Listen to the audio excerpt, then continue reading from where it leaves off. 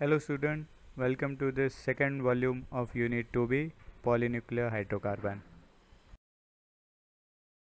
तो स्टूडेंट अभी आपको पता चल गया होगा कि नेप्थेलिन और नेप्थेलिन डेरिवेटिव्स बनाने के लिए हावर्ड सिंथेसिस की ज़रूर होती है।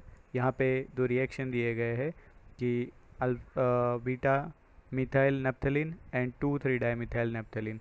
तो अगर हमको वो प्रोडक्ट चाहिए तो हम बेंजीन के साथ रिएक्शन में क्या लेंगे कि फर्स्ट में लेते अल्फ़ा मिथाइल सक्सिनिक एनहाइड्राइड, तो एंड में हमको प्रोडक्ट मिलेगा बीटा मिथाइल नेप्थेलिन। और सेकंड रिएक्शन में है अगर बेंजीन के साथ हम डाई मिथाइल सक्सिनिक एनहाइड्राइड लेते हैं तो हमको 2,3 डाइमिथाइल नेप्थेलिन प्रोडक्ट मिलती है।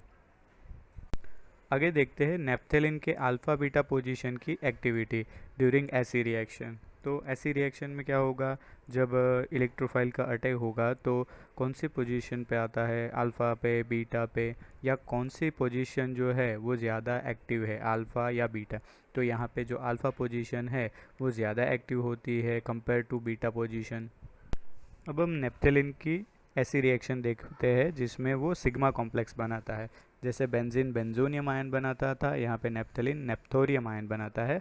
तो उसका अल्फ़ा और बीटा अटैक देखते हैं। Let us see alpha attack means naphthalene की अल्फ़ा पोजीशन पे इलेक्ट्रोफाइल का अटैक। यहाँ पे आप फर्स्ट स्ट्रक्चर में देखोगे, स्ट्रक्चर 1 में, कि जो अल्फ़ा पोजीशन है वहाँ पे हाइड्रोजन और इलेक्ट्रोफाइल दोनों अभी ट्रांजिशन में है। मतलब इलेक्ट्रोफाइल का अटैक हुआ है फर्स्ट अल्फ़ा पोजीशन पे, तो उसके नज़दीक वाले कार्बन पे, जिन दोनों कार्बन के बीच में डबल बॉन्ड था, अब एक जगह पे अगर इलेक्ट्रोफाइल आया है तो दूसरे कार्बन पे प्लस चार्ज आता है।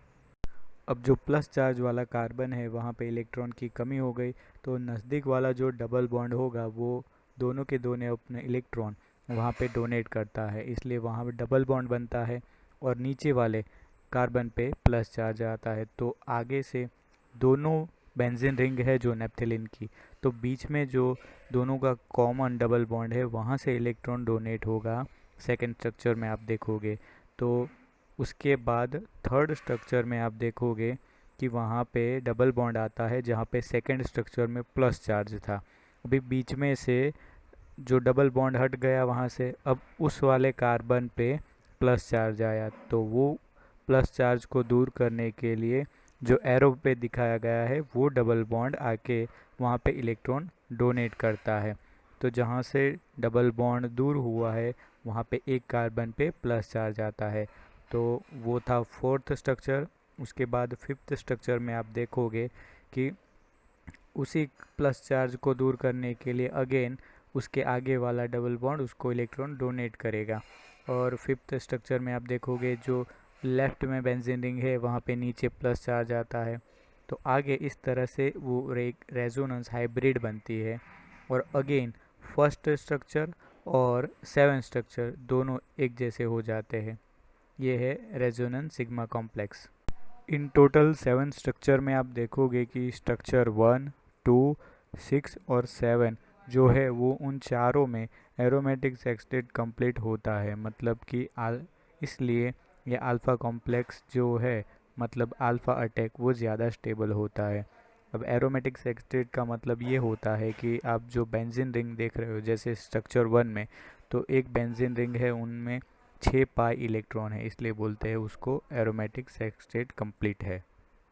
इसी तरह आप बीटा अटैक में देखोगी कि ये जो पूरा रेजोनेंस स्ट्रक्चर है, जब बीटा पोजीशन पे इलेक्ट्रोफाइल का अटैक होता है तो आप इन स्ट्रक्चर में देखोगे कि टोटल 6 स्ट्रक्चर है, उसमें से फर्स्ट और जो लास्ट सिक्स्थ स्ट्रक्चर है उन दोनों में ही एरोमेटिक सेक्सटेट कंप्लीट है। मतलब वहाँ पे बी लिखा है, मतलब वो बेंजेनोइड रिंग है, वहाँ पे 6 पाई इलेक्ट्रॉन है।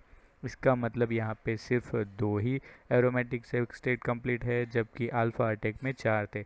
इसलिए अल्फ़ा अटैक पे जो पोजीशन पे जो सिग्मा कॉम्प्लेक्स बनाता है वो ज़्यादा स्टेबल होता है, और बीटा कॉम्प्लेक्स में जो सिग्मा कॉम्प्लेक्स बनता है वो लिस्ट स्टेबल बनता है। नीचे आप नेप्थेलिन की दो रिएक्शन देखोगे। फर्स्ट है नाइट्रेशन रिएक्शन। 50 to 60 डिग्री पे जब नाइट्रेशन होता है नेप्थेलिन का तो वो 90 to 95% देता है 1 नाइट्रोनेप्थेलिन, जिसका मतलब कि वो जो ज़्यादा स्टेबल है उसकी वजह से वो अल्फ़ा पोजीशन पे 1 नाइट्रोनेप्थलीन बनाता है और 5 to 10% बनता है 2 नाइट्रोनेप्थलीन, मतलब कि बीटा अटैक। अब जो बीटा अटैक है वो लीस्ट स्टेबल होने की वजह से वो कम यील्ड देता है। सेकंड रिएक्शन है ब्रोमिनेशन। तो ब्रोमिनेशन में भी अल्फ़ा ब्रोमोनेप्थलीन मिलता है 75% ज़्यादा स्टेबल होने की वजह से, और बीटा ब्रोमोनेप्थलीन बनेगा 25%। Now let us see orientation in assay reactions in naphthalene derivatives।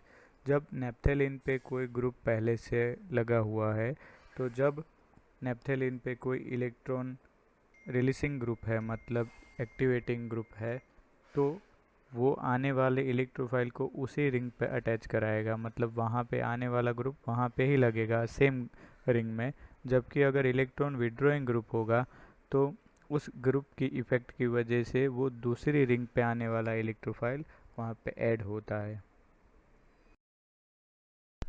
इस स्लाइड में देखते, अगर नैप्थेलिन पे कोई इलेक्ट्रॉन रिलीजिंग ग्रुप जुड़ा है फर्स्ट पोजीशन पे, तो फर्स्ट में आप देखोगे कि उसकी सेकंड पोजीशन पे जब इलेक्ट्रोफाइल आता है तो जो पॉजिटिव चार्ज जनरेट होता है उसको वो इलेक्ट्रॉन रिलीजिंग ग्रुप बैलेंस करता है। वैसे ही सेम अगर फोर्थ पोजीशन पे भी इलेक्ट्रोफाइल आता है तो वो चार्ज जो प्लस चार्ज होता है उसको बैलेंस करता है ये इलेक्ट्रॉन रिलीजिंग ग्रुप। ऐसा ही ग्रुप जो है वो थर्ड अटैक में, 3 अटैक में ये चीज़ पॉसिबल नहीं हो पाती, इसलिए 3 attack will be less probable.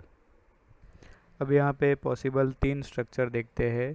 उसमें है फर्स्ट है 4 अटैक।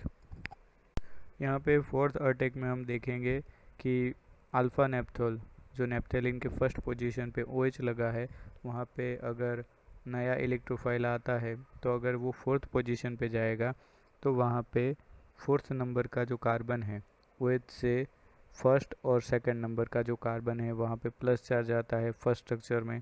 उसके बाद वहाँ पे वो अपना इलेक्ट्रॉन डोनेट करके उस प्लस चार्ज को एकोमोडेट करता है और आगे ऑक्सीजन के नज़दीक वाले कार्बन पे प्लस चार्ज आता है। तो थर्ड स्ट्रक्चर में होगा ये कि ऑक्सीजन के पास जो एक्स्ट्रा इलेक्ट्रॉन है वो नज़दीक वाले कार्बन को दे देता है, और थर्ड के बाद आगे फोर्थ में वही नज़दीक वाला जो कार्बन है वहाँ से जो दोनों बेंजीन रिंग है उनके बीच में जो डबल बॉन्ड है वो उस कार्बन के पास अपने इलेक्ट्रॉन डोनेट करेगा। फोर्थ स्ट्रक्चर में आप देखोगे कि जहाँ पे प्लस चार्ज है तो नज़दीक वाली जो रिंग है वहाँ से कॉन्जुगेशन में जो डबल बॉन्ड है वो अपना इलेक्ट्रॉन डोनेट करेगा।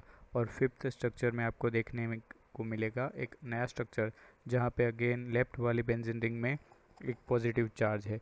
अब वो पॉजिटिव चार्ज को स्टेबल करने के लिए आगे से डबल बॉन्ड उसको इलेक्ट्रॉन डोनेट करता है। इस तरह से आप देखोगे कि सिक्स्थ स्ट्रक्चर में जो लेफ्ट पार्ट में बेंजीन जो रिंग है वहाँ पे अपर पार्ट में प्लस चार्ज है, अब उसको स्टेबल करने के लिए बाजू में जो रिंग है वहाँ से डबल बॉन्ड में से इलेक्ट्रॉन वहाँ पे आएगा और एक अगेन बेंजेनॉइड रिंग बनाता है। तो आप आगे सेवेंथ स्ट्रक्चर में देखोगे कि वहाँ पे जो अगेन ऑक्सीजन के नज़दीक वाला जो कार्बन है वहाँ पे पॉजिटिव चार्ज आया है। नेक्स्ट स्टेप में एट्थ स्टेप में क्या है कि वहाँ पे थर्ड स्टेप के जैसा ही सेम स्ट्रक्चर वहाँ पे मिलता है, एक बेंजेनॉइड रिंग है और ऑक्सीजन और कार्बन के बीच में डबल बॉन्ड है और ऑक्सीजन पे प्लस चार्ज है। इसी तरह से जो नाइन्थ जो स्ट्रक्चर है वहाँ पे ये स्टेबल हमको एक सिग्मा कॉम्प्लेक्स मिलता है। तो इन सब स्ट्रक्चर में से स्ट्रक्चर 1, 2, 3, 7, 8 और 9 जो है वो एरोमेटिक सेक्सटेट को कंप्लीट करते हैं, इसलिए 4 अटैक जो है वो हाईली स्टेबल सिग्मा कॉम्प्लेक्स बनाता है। इस तरह से अटैक 2 देखते हैं तो वहाँ पे ऐसे सिमिलर 4 एरोमेटिक सेक्सटेट हमको मिलते हैं। देखते हैं अटैक 2। बीटा नेप्थोल के 2 अटैक में आप देखोगे कि यहाँ पे टोटल 8 स्ट्रक्चर में से 4 स्ट्रक्चर है जो कि एरोमेटिक सेक्सटेट को कंप्लीट करते हैं, इसलिए 2 अटैक जो है उससे ज़्यादा 4 अटैक ज़्यादा स्टेबल अल्फ़ा कॉम्प्लेक्स बनाता है। यहाँ पे आप देखोगे स्ट्रक्चर 1, 2, 7 और 8 जो है वो एरोमेटिक सेक्सटेट को कंप्लीट करते हैं और यहाँ पे इन 4 स्ट्रक्चर की वजह से जो स्टेबिलिटी है वो फोर्थ अटैक से यहाँ पे थोड़ा कम है। यहाँ पे आप लास्ट में देखोगे 3 अटैक। यहाँ पे टोटल 6 स्ट्रक्चर है रेजोनेंस के, उसमें से सिर्फ 2 स्ट्रक्चर है जो कि बेंजेनोइड रिंग वाले, वही एरोमेटिक सेक्सटेट को इंटैक्ट करते हैं, कंप्लीट करते हैं, इसलिए इसकी लिस्ट पॉसिबिलिटी है अटैक की। यहाँ पे तीनों अटैक में सबसे ज़्यादा जो प्रायोरिटी है वो 4 अटैक, उसके बाद 2 अटैक और लास्ट में है 3 अटैक।